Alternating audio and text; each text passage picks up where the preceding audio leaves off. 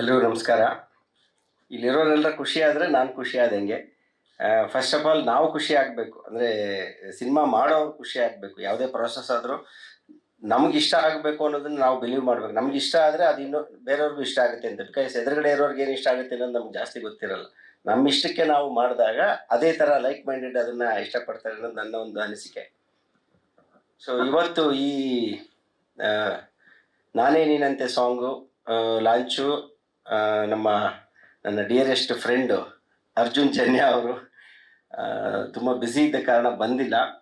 But ಇವತ್ತು ಈ song ಏನು ಇಷ್ಟೊತ್ತು ನೀವು ನೋಡಿದ್ರಿ 5 ಭಾಷೆನಲ್ಲಿ ಈ ಸಾಂಗ್ ಇವತ್ತು ಈ ಥರ ಸೌಂಡ್ ಆಗ್ತಾ ಇದೆ, ಇಷ್ಟು ಲೈಕಬಲ್ ಆಗ್ತಾ ಇದೆ. ಕೇಳಿದ್ರೆ ಡೈರೆಕ್ಟು ವೈನ್ಸ್ ಒಳಗೆ ಮೆದುಳೊಳಗಲ್ಲ ವೈನ್ಸ್ ಒಳಗಡೆ ಹೋಗುವಂಥ ಒಂದು ಮೆಲಡಿ ಟ್ಯೂನ್ ಇದು. ತುಂಬ ನನ್ನ ಕೆರಿಯರಲ್ಲಿ ಯಾವ ಸಾಂಗಿಗೂ ಇಷ್ಟೊಂದು ನಾನು ಟೈಮ್ ತೊಗೊಂಡಿರಲಿಲ್ಲ. ಆಲ್ಮೋಸ್ಟ್ ಅಂದರೆ ನಾವು ಕಂಪೋಸಿಂಗ್ ಶುರು ಮಾಡಿದ್ರೆ ಒಂದು 2 ತಿಂಗಳು 3 ತಿಂಗಳು ಮ್ಯಾಕ್ಸಿಮಮ್. ಒಂದು ಎರಡು ಟ್ಯೂನು 3 ಟ್ಯೂನನ್ನು ಆಪ್ಷನ್ ಆಗಿ ತೊಗೊಳ್ತೀನಿ ಅಷ್ಟೇ ನಾನು. ಅಷ್ಟರೊಳಗಡೆ ಕೊಟ್ಬಿಡ್ತಾರೆ ಯೂಶ್ವಲಿ ನನ್ನ ಮ್ಯೂಸಿಕ್ ಡೈರೆಕ್ಟರ್ಸ್ ಎಲ್ಲವರು. ಅದರಲ್ಲೂ ಅರ್ಜುನ್ ಎಕ್ಸ್ಪರ್ಟು, ಎಲ್ಲ ಹಿಟ್ ಸಾಂಗ್ಗಳನ್ನೇ ಕೊಟ್ಟಿರೋದು. ಬಟ್ ಇದು ಸ್ವಲ್ಪ ತುಂಬ ನನ್ನ ಎಕ್ಸ್ಪೆಕ್ಟೇಷನ್ನೇ ತುಂಬ ಮೇಲಿತ್ತು. ಸೊ ಹಾಗಾಗಿ ಒಂದು 6 ಮಂತ್ಸು ಈ ಸಾಂಗಿಗೆ ಪ್ರಾಸೆಸ್ ಆಗಿರೋದು. ಅಂದರೆ ಒಂದು 6 ಮಂತ್ಸಲ್ಲಿ ಒಂದು 10 ಸಿಟ್ಟಿಂಗ್ಸ್ ಆಗಿದೆ ಅರ್ಜುನ್ಗೂ ನನಗೂ. 10 ಸಿಟ್ಟಿಂಗ್ಸಲ್ಲಿ ಆಲ್ಮೋಸ್ಟ್ ಒಂದು 15 ಟ್ಯೂನ್ ಕೊಟ್ಟಿದ್ದಾರೆ ಅರ್ಜುನ್ ಅವರು ಈ ಪರ್ಟಿಕ್ಯುಲರ್ ಸಿಚುವೇಶನ್ಗೆ.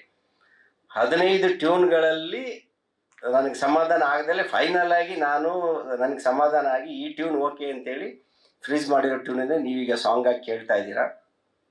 ಮತ್ತು ಇದನ್ನು ಎಸ್ಪೆಷಲಿ ನಾವು ಕಂಪೋಸ್ ಮಾಡುವಾಗಲೇ ಫಿಕ್ಸ್ ಆಗಿದ್ವಿ ಶ್ರೀರಾಮ್ ಅವ್ರ ಕೈಲಿ ಆಡಿಸ್ಬೇಕು ಅಂತ.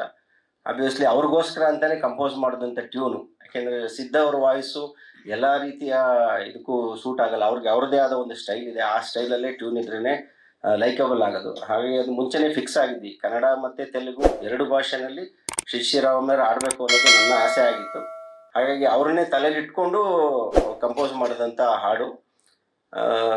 ಮತ್ತು ಟ್ಯೂನು ಅದೆಲ್ಲ ಓಕೆ. ಬಟ್ ಈ ಸಾಂಗ್ಗೆ ನಾನು ಅಂದ್ಕೊಂಡಿರಲಿಲ್ಲ ಈ ಸಾಂಗ್ಗೆ ಆಗಿರೋ ಖರ್ಚು ಒಂದು ಸೆಕೆಂಡು ನಾನೇ ಗಾಬರಿ ಆಗಿಬಿಟ್ಟಿದ್ದೆ. ಅಂದರೆ ನಾವು ಮಾಡ್ತಾ ಹೋದ್ವಿ ಅಷ್ಟೇ ಸಾಂಗನ್ನು. ಟ್ಯೂನ್ ಆಯಿತು, ಅದಾದಮೇಲೆ ಪ್ರೋಗ್ರಾಮಿಂಗ್ ಆಯಿತು, ಅದಾದಮೇಲೆ ಲೈವ್ ಇನ್ಸ್ಟ್ರೂಮೆಂಟ್ಸ್ ಆಯಿತು, ಅದಾದಮೇಲೆ ಸಿಂಗರ್ಸ್ ಅಂತ ಆಯಿತು. ಎಲ್ಲ ಮುಗಿದು ಆ ಸಾಂಗ್ ಬಜೆಟ್ ನೋಡಿ ನಾನೇ ಒಂದು ಸಣ್ಣ ಗಾಬರಿ ಆಗ್ಬಿಟ್ಟೆ. ಯಾಕೆಂದರೆ ಒಂದು ಸಿನಿಮಾನೇ ಮಾಡ್ಬೋದು ಈ ಸಾಂಗ್ ಆಗಿರೋ ಬಜೆಟಲ್ಲಿ. ಅಷ್ಟು ಬಜೆಟು. ಅಂದರೆ ಇದು ಡಿಮ್ಯಾಂಡ್ ಮಾಡ್ತಾ ಹೋಯ್ತು ಈ ಸಾಂಗು. ಕಂಪೋಸ್ ಮಾಡಿದ್ಮೇಲೆ ಏನು ನಿಮಗೆ ಆ ಸೌಂಡಿಂಗ್ ಕೇಳ್ತಾ ಇದ್ದಲ್ಲ, ಅದಕ್ಕೆ ಆ ವೈಲಿನ್ಸು ಮತ್ತು ಆ ಸ್ಟ್ರಿಂಗ್ ಸೆಕ್ಷನ್ನು ಮತ್ತು ಆ ಲೈವ್ ಇನ್ಸ್ಟ್ರೂಮೆಂಟ್ಸು ಅದೆಲ್ಲ ಯೂಸ್ ಮಾಡಿರೋದು ತುಂಬ ಅನ್ಬಿಲಿಯಬಲ್ ಆಗಿ ಯೂಸ್ ಮಾಡಿದ್ದಾರೆ. ಮತ್ತು ಅಷ್ಟೇ ಚೆನ್ನಾಗಿ ಮಿಕ್ಸ್ ಮಾಡಿದ್ದಾರೆ.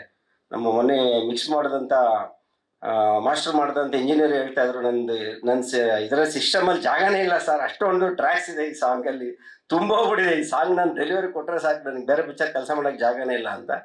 ಸೊ ಅಷ್ಟೊಂದು ಎಫರ್ಟು ಅರ್ಜುನ್ ಅವರು ಹಾಕಿದ್ದಾರೆ ಈ ಸಾಂಗಿಗೆ. ಮೊನ್ನೆ ನಮ್ಮ ಶ್ಯಾಮ್ ಅವರು ಆಡಿಯೋ ಕಂಪ್ನಿಯವರು ಅಷ್ಟೇ ಬೇಗ ಕೊಡಿ ಸಾಂಗ್ ಅಂತ ಕೇಳ್ತಾ ಇದ್ರು. ಲಾಸ್ಟ್ ಇನ್ನೇನು ಮಾಸ್ಟರಿಂಗ್ ಆಗೋ ಟೈಮಲ್ಲಿ ಮತ್ತೆ ಒಂದು ಅಡಿಷನ್ ಮಾಡಿದ್ರು. ಇನ್ನೊಂದು ಸ್ವಲ್ಪ ಒಂದು ಕೋರಸನ್ನು ಫಿಲ್ ಮಾಡಿದ್ರೆ ಇನ್ನೊಂಚೂರು ಬೆಟರ್ ಆಗುತ್ತೆ ಅಂತೇಳಿ ಲಾಸ್ಟ್ ಮಿನಿಟಲ್ಲಿ ಅಲ್ಲಿವರೆಗೂ. ಅಂದರೆ ಅಷ್ಟು ಡೆಡಿಕೇಟೆಡ್ ಆಗಿ ಈ ಸಾಂಗನ್ನು ಮಾಡಿದ್ದಾರೆ ಅರ್ಜುನ್. ಎಲ್ಲ ಕ್ರೆಡಿಟು ನನ್ನ ಪ್ರಕಾರ ಈ ಸಾಂಗ್ನ ಏನು ಕೇಳ್ತೆ ಎಲ್ಲ ಕ್ರೆಡಿಟ್ ಅರ್ಜುನ್ಗೆ ಹೋಗಬೇಕು. ಜೊತೆಗೆ ಅವ್ರಿಗೆ ನನ್ನ ಮೇಲೆ ತುಂಬ ಪ್ರೀತಿ ಅರ್ಜುನ್ಗೆ. ನಾನಂದರೆ ಲವ್ ಸಾಂಗ್ ಮಾಡುವಾಗ ತುಂಬ ಇಂಟ್ರೆಸ್ಟಿಂದ ಮಾಡ್ತಾರೆ. ತುಂಬ ಎಮೋಷನಲಿ ಒಂದು ಬಾಂಡೇಜ್ ಇದೆ ನನಗೂ ಮತ್ತು ಅರ್ಜುನ್ಗೂ. ಆ ಬಾಂಡೇಜೇ ನಿಮಗೆ ಈ ಸಾಂಗಲ್ಲಿ ಕಾಣಿಸ್ತಾ ಇದೆ. ಮತ್ತು ಹಾಗೆ ಈ ಸಿನಿಮಾದ ಈ ಹಾಡಿನ ಶೂಟಿಂಗ್ ಕೂಡ ಅಷ್ಟೇ ತುಂಬ ಎಲ್ಲ ಹೇಳಿದ್ರು. ಈ ಎಕ್ಸ್ಕ್ಲೂಸಿವ್ ಆಗಿ ಈ ಸಾಂಗನ್ನೇ 5 ದಿನ ಶೂಟ್ ಮಾಡಿದ್ದೀವಿ ನಾವು. 5 ದಿನ ಅದು ಒಂದು ಅರ್ಧ ದಿನಕ್ಕೆ ಒಂದೊಂದು ಲೊಕೇಶನ್ ಚೇಂಜ್ ಅಂದರೆ ಅಷ್ಟು ವೆರೈಟಿ ಇದೆ ಈ ಸಾಂಗಲ್ಲಿ. ಒಂದು ಲವ್ ಜರ್ನಿನ ಹೇಳ್ಬೇಕಾಗಿತ್ತು ನಾವು. ನೀವು ಒಂದು ಸಣ್ಣ ಪುಟ್ಟ ಗ್ಲಿಮ್ಸಸ್ ಅಷ್ಟೇ ಇಲ್ಲಿ ನೋಡಿದ್ರೆ, ಏನು ವಿಷುವಲ್ ನೋಡಿದ್ರೆ ಅದಕ್ಕಿಂತ ಇನ್ನೂ ಜಾಸ್ತಿ ವಿಚಾರಗಳು ಈ ಸಾಂಗ್ನಲ್ಲಿದೆ. ಅದು ಸಿನಿಮಾದಲ್ಲೇ ನೋಡಬೇಕು ಅಂತ ನಾವು ಅದನ್ನು ಜಾಸ್ತಿ ಬಿಟ್ಟಿಲ್ಲ. ಆ್ಯಂಡ್ ನಾವೆಷ್ಟು ಎಲ್ಲ ಒದಾಡಿದೀವೋ ಅಷ್ಟೇ ನಮ್ಮ ಹೀರೋಯಿನು ಅಷ್ಟೇ ಮುದ್ದಾಗಿ ಆ್ಯಕ್ಟ್ ಮಾಡಿದ್ದಾರೆ ಈ ಸಾಂಗಲ್ಲಿ. ತುಂಬ ಚೆನ್ನಾಗಿ ಕಾಣಿಸ್ತಾ ಇದ್ದಾರೆ ಇಬ್ಬರೂ. ಅದೊಂದು ಟೆನ್ಷನ್ ಇತ್ತು ನನಗೆ. ಸೊ ಅವರಿಬ್ಬರು ಕೆಮಿಸ್ಟ್ರಿ, ಯಾವುದೇ ಒಂದು ಲವ್ ಸಾಂಗ್ ವರ್ಕ್ ಆಗಬೇಕಂದ್ರೆ ಹೀರೋಯಿನ್ ಕೆಮಿಸ್ಟ್ರಿ ವರ್ಕ್ ಆಗಬೇಕು. ಇಬ್ಬರು ತುಂಬ ಕ್ಯೂಟ್ ಆಗಿದ್ದಾರೆ ಪೇರ್ ಅಂತ ಅನ್ನಿಸ್ಬೇಕು. ಆ ಥರ ಅನಿಸೋ ಥರ ನಾವು ಪ್ರೆಸೆಂಟ್ ಮಾಡಬೇಕು ಅವ್ರನ್ನ. ಸೊ ಆಗಿದೆ ಅಂತ ಅಂದ್ಕೊಂಡಿದ್ದೀನಿ ನಾನು. ಸೊ ನನಗಂತೂ ತುಂಬ ಕ್ಯೂಟಾಗಿ ಕಾಣಿಸಿದ್ದಾರೆ ಇಬ್ಬರೂ. ಆ್ಯಂಡ್ ಈ ಸಿಂಗಿಂಗ್ ಅಂತ ಬಂದಾಗ ಮೇಲ್ ವಾಯ್ಸು ಶ್ರೀರಾಮ್ ಅವ್ರಿಗೆ ಆಲ್ರೆಡಿ ನಾವು ಫಿಕ್ಸ್ ಆಗಿಬಿಟ್ಟಿದ್ವಿ, ಅವ್ರನ್ನ ತಲೆಯಲ್ಲಿ ಇಟ್ಕೊಂಡೆ ಕಂಪೋಸ್ ಮಾಡಿದ್ದು. ಬಟ್ ಫಿಮೇಲ್ ವಾಯ್ಸ್ ಯಾವುದು ಅನ್ನೋದು ನನಗೂ ಗೊತ್ತಿರಲಿಲ್ಲ. ಅರ್ಜುನ್ ಫಸ್ಟ್ ಅವ್ರು ಹೇಳಿದ್ದೆ, ಸರ್ ಶ್ರೀರಾಮ್ ಆಡ್ತಾರೆ ಅಂದರೆ ಅದಕ್ಕೆ ಆ ಲೆವೆಲ್ಗೆ ಆ ಪಿಚ್ಚು ಅದೆಲ್ಲ ಸಿಗಬೇಕು, ಯಾಕಂದ್ರೆ ತುಂಬ ಬ್ರೈಟ್ ಆಗಿರೋಂಥ ವಾಯ್ಸ್ ಅವ್ರದ್ದು, ಅದಕ್ಕೆ ಮ್ಯಾಚ್ ಆಗಬೇಕು ಫಿಮೇಲ್ ವಾಯ್ಸ್ ಕೂಡ ಅಂತಂದರೆ ಶ್ರೇಯ ಘೋಷಾಲ್ ಅಷ್ಟೇ ಅಂತ ಅಂದರು ಅವರು. ಫಸ್ಟ್ ಅವ್ರ ಮೈಂಡಲ್ಲಿ ಇದ್ದಿದ್ದೆ ಶ್ರೇಯ ಘೋಷಾಲ್ ಅವ್ರ ಕೈಲಿ ಆಡಿಸ್ಬೇಕು ಈ ಸಾಂಗನ್ನ ಅಂತ. ಬಟ್ ನಾನು ಸ್ವಲ್ಪ ಇಲ್ಲ, ಆಲ್ರೆಡಿ ಬಜೆಟು ತುಂಬ ರಾಕೆಟ್ ಥರ ಮೇಲೆ ಹೋಗ್ಬಿಟ್ಟಿದೆ. ನೋಡಿ ಅರ್ಜುನ್, ಬೇರೆ ನಮ್ಮಲ್ಲಿ ಯಾರನ್ನಾರು ಹುಡ್ಕೋಣ, ಅದೇ ನೀವು ಕಾಂಪ್ರಮೈಸ್ ಆಗಿ ವಾಯ್ಸಲ್ಲಿ ಕಾಂಪ್ರಮೈಸ್ ಆಗಬೇಡಿ, ಬಟ್ ನಮ್ಮಲ್ಲೇ ಯಾರಾದರೂ ನೋಡೋಣ ನಾವು ಅಂತ ಎಲ್ಲ ಹೇಳ್ತಿದ್ದೆ. ತುಂಬ ಟ್ರಯಲ್ ಆ್ಯಂಡ್ ಎರರ್ ಆಗಿದೆ ಈ ಸಾಂಗ್. ಫಿಮೇಲ್ ವಾಯ್ಸ್ಗಳಿಗೆ ತುಂಬ ಜನನ ಕೈಲಿ ಆಡಿಸಿದ್ದೀವಿ. ಬಟ್ ಎಲ್ಲೋ ಒಂದು ಕಡೆ ಫೈನಲ್ ಆಗಿ ಮತ್ತೆ ನಾವು ಶ್ರೇಯ ಘೋಷಾಲ್ ಅವ್ರ ಹತ್ರಕ್ಕೆ ಹೋಗ್ಬೇಕಾದಂಥ ಪರಿಸ್ಥಿತಿ ಬರುತ್ತೇನೋ ಅಂತ ನನಗೆ ಸ್ವಲ್ಪ ಒಳಗಡೆನೆ ಒಂದು ಟೆನ್ಷನ್ ಇತ್ತು. ಪಾಪ ನಮ್ಮ ಪ್ರೊಡ್ಯೂಸರ್ ಓಕೆ ಅಂತ ಹೇಳ್ಬಿಟ್ಟಿದ್ರು, ಪರವಾಗಿಲ್ಲ ಸರ್ ಏನು ಮಾಡೋಕ್ಕಾಗಲ್ಲ, ನಮ್ದೇನಂದ್ರೆ ಸ್ವಲ್ಪ ಅಲ್ವಾ ಆಡೋದು, ಫುಲ್ ಸಾಂಗ್ ಅವ್ರೊಬ್ಬರೇ ಆಡೋದಾಗಿದ್ರೆ ಓಕೆ, ಸ್ವಲ್ಪ ಅಲ್ವಾ ಅಂತ. ಓಕೆ ಸರ್ ಏನು ಮಾಡೋಕ್ಕಾಗಲ್ಲ, ಅವರೇ ಬೇಕು ಅಂದರೆ ಅವ್ರ ಕೈ ಆಡ್ಸೋಣ ಅಂತಾನೆ ಪ್ರೊಡ್ಯೂಸರ್ ಫಿಕ್ಸ್ ಆಗಿದ್ರು. ಆವಾಗ ಅರ್ಜುನ್ ಅವರು ಒಂದು ಗುಡ್ ನ್ಯೂಸ್ ಕೊಟ್ಟರು, ಸರ್ ಏನು ಟೆನ್ಷನ್ ಮಾಡ್ಕೋಬೇಡಿ, ನೀವೇನು ಕೇಳಿದ್ರಲ್ಲ ಆ ಥರ ಒಂದು ವಾಯ್ಸು ಈಗ ಕನ್ನಡದಲ್ಲೇ ಹುಡುಕಿಟ್ಟಿದ್ದೀನಿ ನಾನು ಅಂದರು. ಯಾರು ಹೊಸ ಸಿಂಗರು ಅಂದರು. ಹೊಸ ಸಿಂಗರ್ ಅಂದರೆ ಹೊಸ ಸಿಂಗರು ಹುಡುಕಿಟ್ಟಿದ್ದೀನಿ ಅಂತ ಇದ್ದಾರಲ್ಲ ಅಂದರೆ, ಆಮೇಲೆ ಸ್ಟುಡಿಯೋಕ್ಕೆ ಬನ್ನಿ ನಾನು ಅಲ್ಲೇ ಇಂಟ್ರೊಡ್ಯೂಸ್ ಮಾಡಿಕೊಡ್ತೀನಿ ನಿಮಗೆ, ಅವಳು ನೆಕ್ಸ್ಟ್ ಕನ್ನಡದ ಶ್ರೇಯ ಘೋಷಾಲ್ ಅಂತ ಅರ್ಜುನ್ ಅವರು ಹೇಳಿದ್ದು ನನಗೆ. So I was very curious, ಯಾರಪ್ಪ ನೆಕ್ಸ್ಟು ಕನ್ನಡದ ಶ್ರೇಯ ಘೋಷಾಲ್ ಅಂತ. ಆನೆಸ್ಟ್ಲಿ ಹೇಳಬೇಕಂದ್ರೆ ಪುಟ, ನಾನು ಯಾವತ್ತೂ ಆ ಶೋನಲ್ಲಿ ನಿನ್ನ ನೋಡೇ ಇರಲಿಲ್ಲ. ಸರಿಗಮಪ ಶೋ ನಮ್ಗೆ ಅಷ್ಟು ಟೈಮ್ ಇರೋಲ್ಲ, ಹಂಗಾಗಿ ಆ ಶೋನಲ್ಲಿ ನೋಡಿರಲಿಲ್ಲ, ನನಗೇನು ಗೊತ್ತಿರಲಿಲ್ಲ. ಆ ಸ್ಟುಡಿಯೋಗೆ ಹೋದ್ಮೇಲೆ ಎಲ್ಲಿ ಸಿಂಗರ್ ಅಂದರೆ ಈ ಮಗುನ ಇಂಟ್ರೊಡ್ಯೂಸ್ ಮಾಡಿ ನಾನು ಗಾಬರಿ ಆಗ್ಬಿಟ್ಟೆ. ಗಾಬರಿ ಆಗಿ ಆಮೇಲೆ ಅವಳನ್ನೇ ಕೇಳಿದೆ, ಅವ್ರ ಪೇರೆಂಟ್ಸ್ನ ಕೇಳಿದೆ. ನಾನು ಮೋಸ್ಟ್ಲಿ ನೋಡೋಕ್ಕೆ ಫಿಸಿಕಲಿ ಸ್ವಲ್ಪ ವೀಕ್ ಇರಬೇಕು, ಮೋಸ್ಟ್ಲಿ ದೊಡ್ಡ ಹುಡುಗಿನೇ ಇರಬೇಕು ಅಂತ ಅಂದ್ಕೊಂಡಿದ್ದೆ ನಾನು, ಒಂದು 20 ವರ್ಷ ಇರೋ ಅಟ್ಲೀಸ್ಟ್ ಅಂತ. ಆಮೇಲೆ ಗೊತ್ತಾಗಿದ್ದೆ ಯಾಕೆ ಇನ್ನೂ 14 ವರ್ಷ ಅಂತ. ಸೊ ಈಗ ಕ್ರಿಕೆಟ್ನಲ್ಲಿ 14 ಇಯರ್ ಸೆನ್ಸೇಷನ್ ಕ್ರಿಕೆಟಲ್ಲಿ ಒಬ್ರು ಇದ್ದಾರೆ ಈಗ, ವೈಭವ್ ಸೂರ್ಯವಂಶಿ ಅಂತ. ಲಾಸ್ಟ್ IPL ಅಲ್ಲಿ ಧೂಮ್ ಧಾಮ್ ಮಚಾಕ್ಬಿಟ್ರಲ್ಲ, ಆ ಥರ ನಮ್ಮ ಈ ಸಿಂಗಿಂಗ್ ಕ್ಷೇತ್ರದಲ್ಲಿ ಸೆನ್ಸೇಷನ್ನು ನಮ್ಮ ಲಹರಿ ಅವರು. ಸೊ ಕಂಗ್ರ್ಯಾಚುಲೇಷನ್ಸ್ ಪುಟ, ತುಂಬ ಒಳ್ಳೆ ಹಾಡು ಸಿಕ್ಕಿದೆ ನಿನ್ಗೆಲ್ಲ. ನಿಮಗೆ ಅವಕಾಶ ಕೊಟ್ಟಿರೋದು ಅರ್ಜುನ್ ಅವರೇ, ನಮ್ದೇನಿಲ್ಲ, ಅವ್ರು ಹೇಳಿದ್ದನ್ನ ನಾವು ಫಾಲೋ ಮಾಡಿದ್ದೀವಿ ಅಷ್ಟೇ. ಸೊ ನಿನಗೂ ಖುಷಿಯಾಗಿದೆ ಅಂದ್ಕೊಂಡಿದ್ದೀನಿ. ತುಂಬ ಹಾಡಿದ ಮೇಲೆ ಗೊತ್ತಾಗಿದ್ದು ನನಗೂ, ನಿಜವಾಗ್ಲೂ ಒಂದು ಡೌಟ್ ಇತ್ತು ಹಾಡೋವರೆಗೂ, ಹಾಡಿದ ಮೇಲೇ ಗೊತ್ತಾಗಿದ್ದು ಎಷ್ಟು ಅಂದರೆ ಆ ಶ್ರೀರಾಮ್ ಅವರ ಪಿಚ್ಗೆ ಮ್ಯಾಚ್ ಮಾಡೋದಂದರೆ ಹುಡುಗಾಟ ಅಲ್ಲ. ಮ್ಯಾಚ್ ಮಾಡಿ ಹಾಡಿದ್ಯಾ ನೀನು, ತುಂಬ ಚೆನ್ನಾಗಿ ಹಾಡಿದ್ಯಾ, ಒಳ್ಳೇದಾಗಲಿ ನಿನಗೆ, ತುಂಬ ಒಳ್ಳೆ ಭವಿಷ್ಯ ಕಾದಿದೆ. ಆ್ಯಂಡ್ ಎಲ್ಲ ಮೋರೋವರ್ ಎಲ್ಲದಕ್ಕಿಂತ ಓಕೆ, ನಾವು ಕನಸು ಕಾಣ್ತೀವಿ, ಏನೇನೋ ಪ್ಲ್ಯಾನ್ ಮಾಡ್ತೀವಿ, ಎಲ್ಲ ಮಾಡ್ತೀವಿ, ಬಟ್ ಅದನ್ನು ಸಾಕಾರಗೊಳಿಸ್ಕೋಬೇಕು ಅಂದರೆ ಅದಕ್ಕೆ ಪ್ರೊಡ್ಯೂಸರ್ ಸಪೋರ್ಟ್ ತುಂಬ ಇಂಪಾರ್ಟೆಂಟು. ಮಂಜು ಸರು ಎಲ್ಲ ರೀತಿ ಫ್ರೀಡಮ್ಮು ಕೊಟ್ಟಿದ್ದಾರೆ ನಮಗೆ. ಒಂದೊಂದ್ಸರಿ ಅವ್ರು ಕೊಡಲ್ಲ ಅಂದ್ರೂ ನಾವೇ ಕಿತ್ಕೊಂಡ್ಬಿಟ್ಟಿದ್ದೀವಿ. ನಾವು ಬೇಕು ಅಂದಮೇಲೆ ಇನ್ನು ಅವ್ರು ಇನ್ನೇನು ಮಾಡೋಕ್ಕಾಗುತ್ತೆ, ಆಯಿತು ಮಾಡಿ ಅಂತ ಅವರು. So sir, love you sir.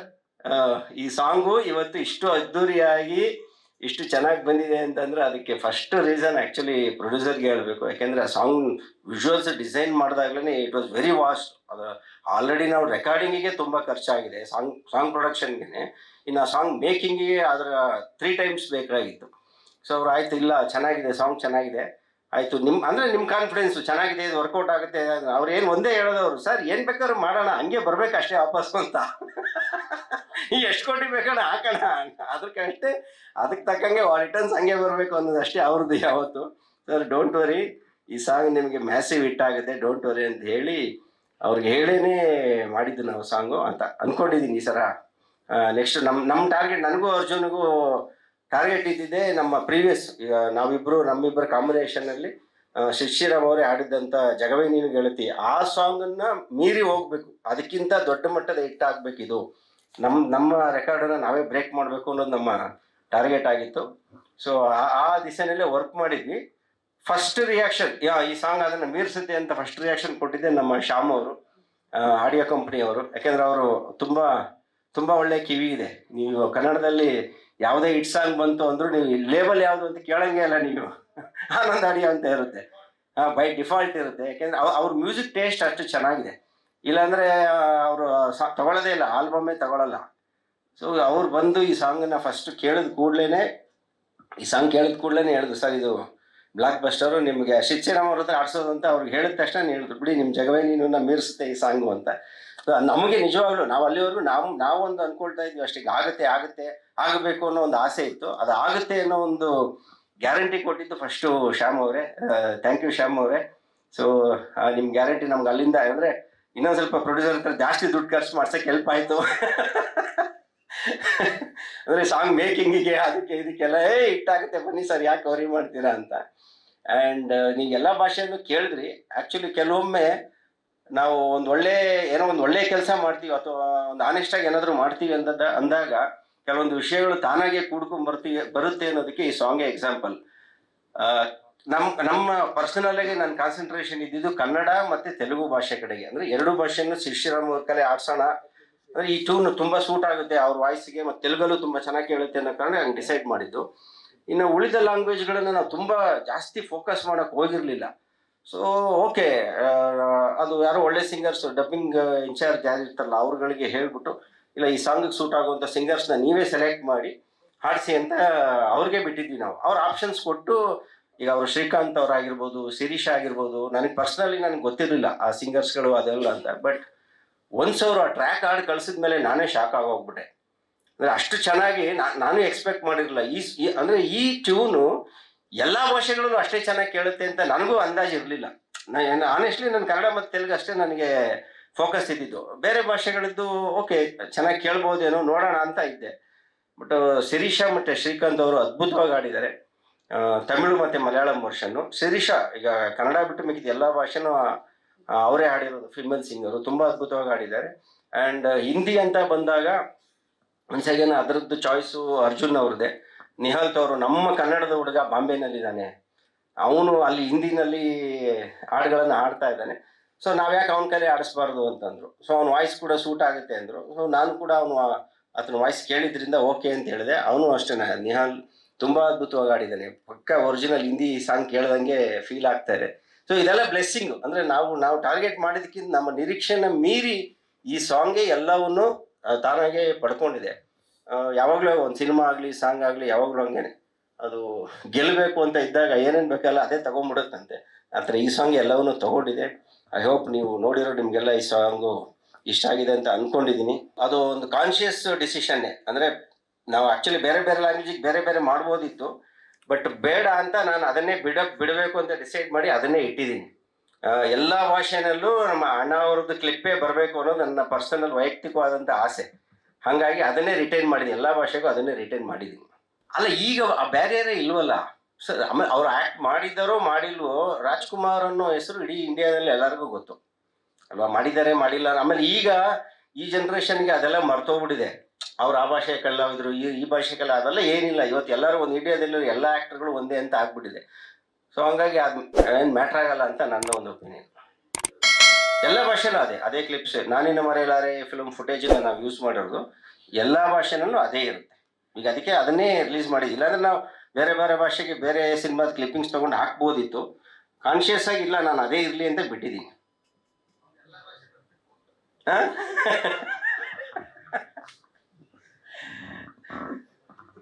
Okay, thank you. ಇದು ಈಗ ಹಾಡಿನ ಬಗ್ಗೆ ನನ್ನ ಅನಿಸಿಕೆ.